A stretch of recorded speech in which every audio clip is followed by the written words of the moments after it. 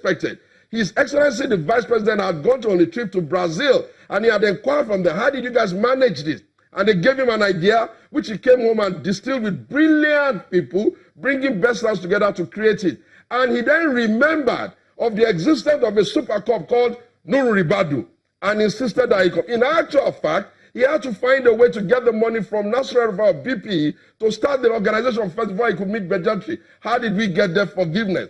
He had gone to the World Bank. On the side of a World Bank meeting, he had been standing with the president of the World Bank, not just taking pictures and just trying to be funny. He had asked him, we have a lot of debt. How do we track it? They gave him Ngozi Okonjo-Iweala. Within 2 to 3 years, we exited debt. These people have ballooned the debt of Nigeria. The debt Nigeria owes today now, in the 3 years plus that they are in charge, is a whole lot more than the entire debt in 16 years. We're talking about corruption. This all has to do with corruption. And when we get to corruption, let me reel out some of the things. Let me reel out some of the things that we have. The Mago himself, who is the man fighting corruption, was indicted by the DSS. The same organizations work for themselves. They work for the presidency. Under the presidency, up till now, nothing has been said about his housing. Malami, the man in charge of justice, has found himself, even came in before she left, the good girl before they booted her because she was complaining about the sleaze going on, complained about the professional fees they are taking. The plaza that is called Lego Plaza, that they found $448 million cash, who owns it? The 49 million cash they found in Kaduna, who owns it? The plan to 500 million allegation of bribe for the chief of staff, who owns it? I'm really now the bit that we have.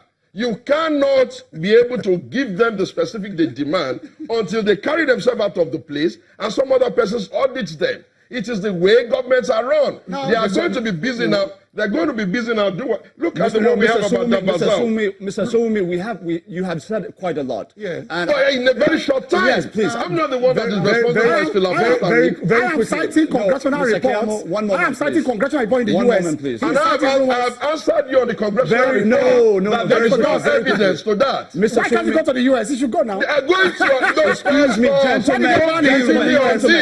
People don't go to other people's country without being invited on different please. Let's have order, please. Please. We're on national television. Let's have order. All right. Now, look. I need to talk about that. No, I'm coming. Yes. Mr. Soumi, very quickly. Yes. You have said on the allegation that Mr. Keyamo leveled concerning the U.S. Senate committees, it's not a hearing. It was actually an investigative report. Correct. You have essentially said that this is as a result of a sweeping 9/11 kind of a sifting process. Yes. But I need to say, sir, the fact of the matter is that was a joint investigation by the United States Securities and Exchanges Commission and the FBI into corruption that had nothing to do even with Alhaji Atiku Abubakar, but it had to do with international organizations, U.S.-based international organizations, doing corrupt Halliburton and Siemens. I'll tell you about the Halliburton. I'll tell you about Siemens. One moment, please. I have to clarify this. These are facts. Yeah, let me now respond. Now, they're investigating these companies for international corrupt practice. In the process of that investigation, they uncovered the link, the bribe that was paid, $2 million, to the wife of the former vice president. So it's very, very clear. It's very important that we do not mix issues, and we're very clear about what we're saying. Yeah, I need to now give me time to respond to each of them. We started with the I-Gate. The I-Gate is the one that has to do with Jefferson. Jefferson told his friends, and he was trying to do some kind of their own advance fees fraud, take $100,000 from somebody underneath the pretense that he knows the vice president of Nigeria. When they did their investigation, they found all the money either stuck in his fridge or in some places. Nothing to do with us. The only money they could is $800,000 to bribe in Nigeria. Please, can I? No. 500. Gentlemen, please.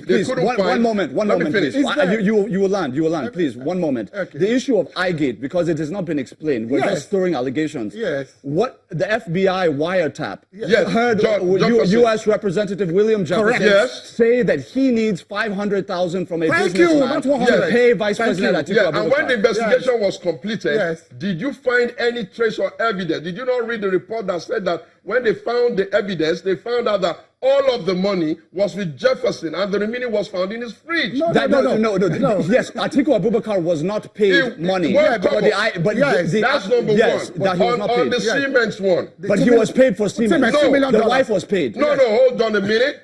On the Siemens one international organization company called Siemens, when they are writing to put money and take money out of their own system, that they were going to pay some people and do some slush fund. At the end of the day, at the congressional hearing, they could only say maybe something. One officer said that was about a wristwatch, and another one said they gave the wife of the president $2 million.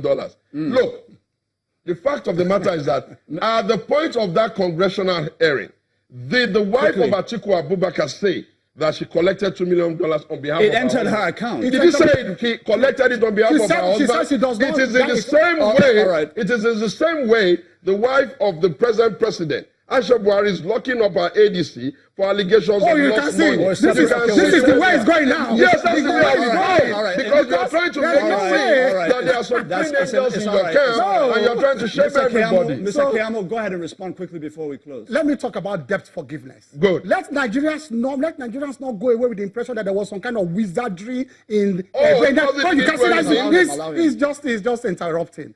Some kind of wizardry in negotiating debt forgiveness is a lie. The G8 at that time took a policy to forgive debts in Africa. There was no wizardry on the part of Nigeria. 18 countries benefited. Everybody should Google G8 debt forgiveness 2004, 2000. I always tell people, no. You see this. I always tell people to fact check. He doesn't. I always refer people. Please Google now in your homes 2004, 2005. Debt forgiveness G8. How many countries benefited? 18 countries in Africa. There was no wizardry on our part. There was. And let me tell you this. It's also in an indictment on that government. You know why they did so? They said they were going to forgive debts so as to free us from debt services so that we can build critical infrastructure. The Obasanjo Atiku did not build one critical, no rail. They were actually damaging. Gentlemen, that's no a rail line. No, I'm sorry. That forgiveness. There was no way the international community was going to give forgiveness only to Nigeria. The whole idea of debt forgiveness started with our government, and they gave other countries the right. They were not going to forgive just Nigeria and not forgive others. All right, that's enough. This is like, please, this is unruly. All right, that's enough. Unfortunately, the gentlemen are not going to allow me to close.